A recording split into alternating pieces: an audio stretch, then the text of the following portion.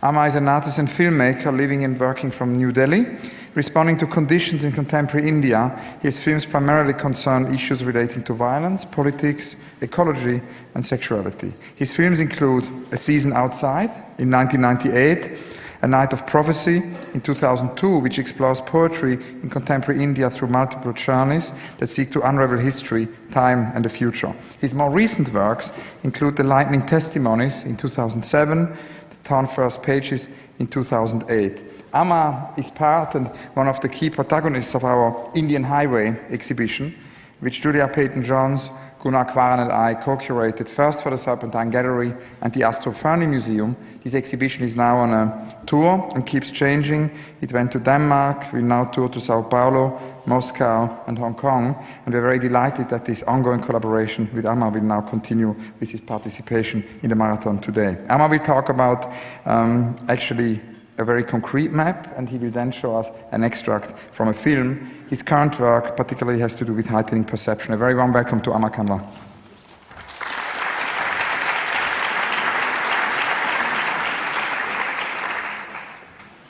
Thank you, Hans. I guess when you look back, and there's no doubt in my mind that as you look back at growing up, that it's really about discovering and negotiating several maps over and over again. Maps on the outside, maps on the inside, and it's about identifying them, relating to them, finding them out, and then in some way negotiating with them. What I felt like talking about or showing today was referring to two experiences of maps. In a sense, maybe even juxtaposing them, and two very contrasting experiences, creating strangely very similar feelings. Two contrasting experiences of maps that both opposites in a sense of each other, but both being quite frightening in a way. The first experience I, in a sense, will very briefly describe and ask you to imagine it. And it's about some years back going to the flood plains of the river Kosi. And I remember asking the way, which is what maps are all about in a way, to it, and being told that this is not the time to go to the floodplains. So whoever one would ask would say, this is insane, everybody is getting out, you can't go in. But the experience that I'm referring to is to imagine being in the center of a flood, which is so vast that you can't see any of the ends. You can't even make out the pattern of the water as to which is upstream, which is downstream, which is the direction. The only thing that you can make out is that there have been some strips of land, a few trees, a few houses that are probably higher up, and so you're negotiating with your boat through this very vast expanse of water. And you pass through these markings, and they actually, in a sense, become your map, your reference, because you have to come back to safety, in a sense. And I remember passing these few houses and some little bits of highland, and in just maybe 20 minutes of passing it, and feeling quite reassured that when I have to come back, I will just identify that. But maybe half an hour later, turning around and finding that it wasn't there. In an instant, all the markings, the entire map wasn't there. And it's what I'm referring to is two experiences. One of the disappearance of a map, and of the immediate disappearance of a map, and what that does to you. I just feel like flagging it in these discussions on the maps. And the second experience is of the appearance of a map. which I would, instead of asking you to imagine, I would like to show a clip from a film that I made about 10 or 11 years ago. And I can't but help show this clip here in this building. There were several things that I could show, but I just felt I had to show this 1997-98, the first about 8 or 10 minutes of a map, of a line, which in many ways is connected to this institution as well. I've never introduced this film in this way, but the only way I would now introduce it is to say that I decided to go through this line, to this map, without any preparation. And the only decision I made was that I would go there and I would spend about 2 days filming. And whatever I would see, what attracted me, I would film, and whatever I would feel at that moment, I would write down, and that would be part of the film. So I just want to share with you about 8 or 10 minutes of being in close proximity for a day and a night, to a map, to a line on a map. Unfortunately, at about 8 or 10 minutes, I will have to say to stop the film, so we will have to break it in the middle, but that's all. So I think we could turn down the lights and start the film.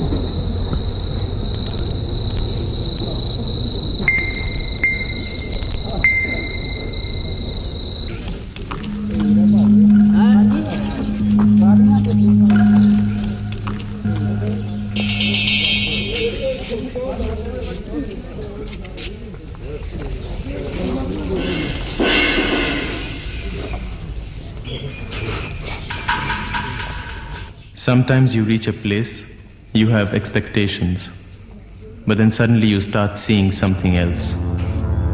At first I saw colors. I had thought ours wore red and theirs wore green, but instead ours were in blue and theirs were in red.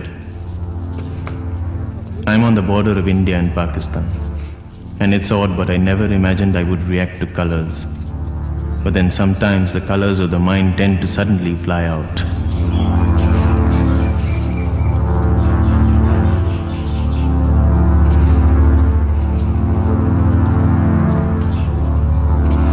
I have a compass which keeps spinning me into zones of conflict.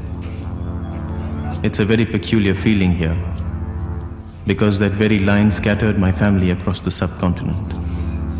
Like seeds in the wind, they flew, each carrying their own box of color.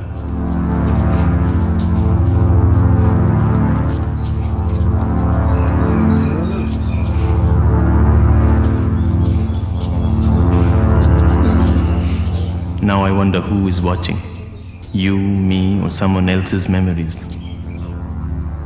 It's very difficult when you search in a mythical line that is just 12 inches wide and maybe several miles deep.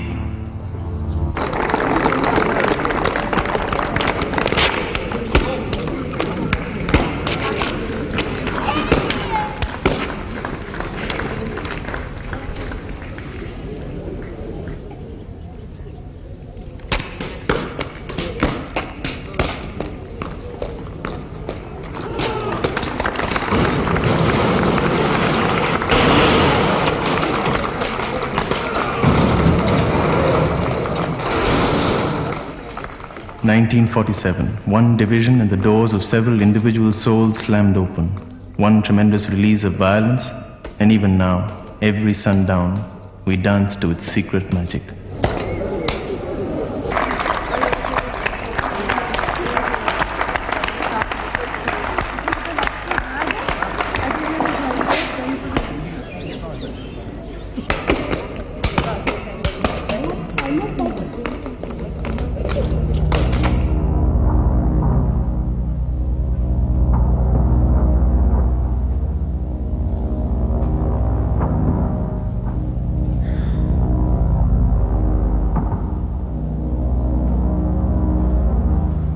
As I watch, I remember an interesting report called the Disorders Inquiry Committee Report 1920. I take it, Mr. Gandhi, that you are the author of the Satyagraha movement, began Lord Hunter in that report. Gandhi replied, yes, sir. Your Satyagraha doctrine, Mr. Gandhi, as far as I understand it, involves the pursuit of truth. And in that pursuit, you invite suffering on yourself and do not cause violence to anybody else. Yes, sir. But however honestly a man may strive in his search for truth, his notions of truth may be different from the notions of others. Who then is to determine the truth? The individual himself will determine that, sir. Different individuals will have different views as to the truth. Would that not lead to confusion? I do not think so, sir. But honestly striving after truth will differ in every case. That is why, sir, the non-violence part was a necessary corollary. Without that, there would be confusion and much worse.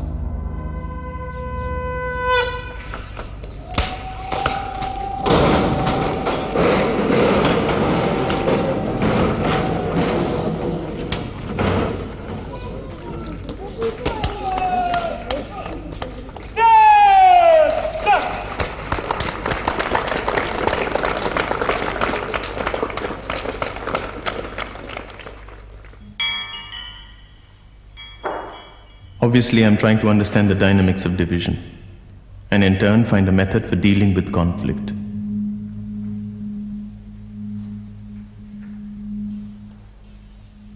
I do not have a problem with division. Divisions will arise, but when violence occurs, an inevitable logic begins that keeps pushing its way ahead, and very soon, it's completely beyond your reach.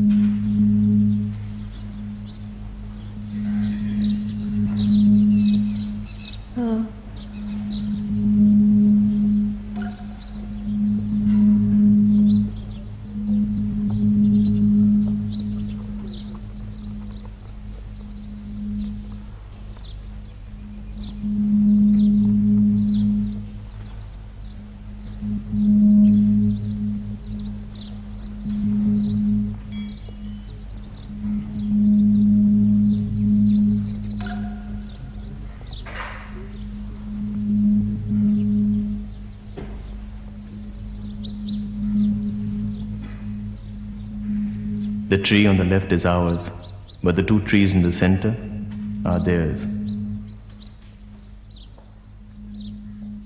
Do you know of a way to relate to wheat fields with gigantic transparent walls?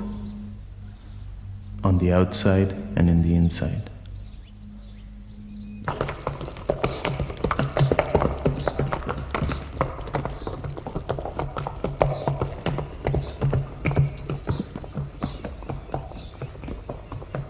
When you look for answers inside yourself,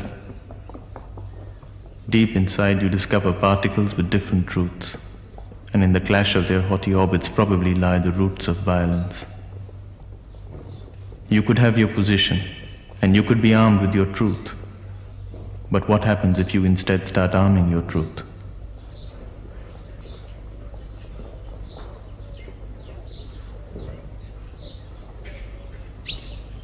Can I say that when the rage in your heart sets the horizons on fire and when the truth of your tribe starts to bloat, then very soon the boundaries of division begin to smell of a putrefying corpse. In between the lines you will keep finding the body of a man trying to cross over.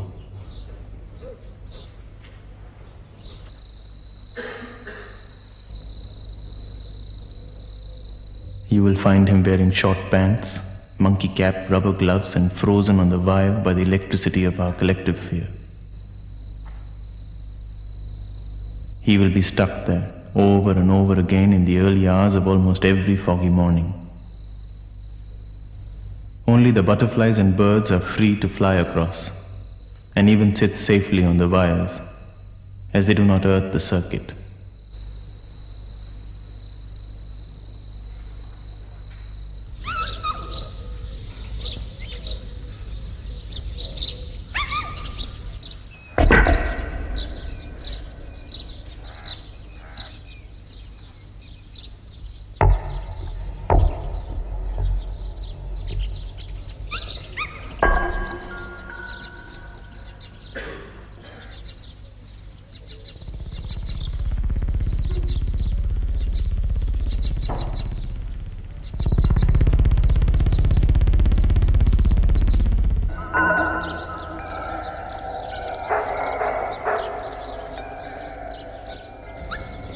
When provoked to the very end, when justice is continually denied, and when your dignity is at stake, then comes the moment when it is rightful to arm your truth.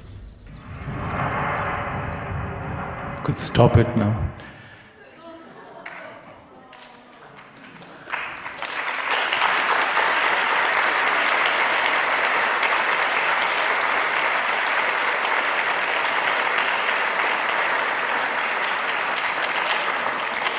Thank you. Just felt like sharing with you the lunacy, the paranoia, the permanency of what a line on the ground can do. Thank you.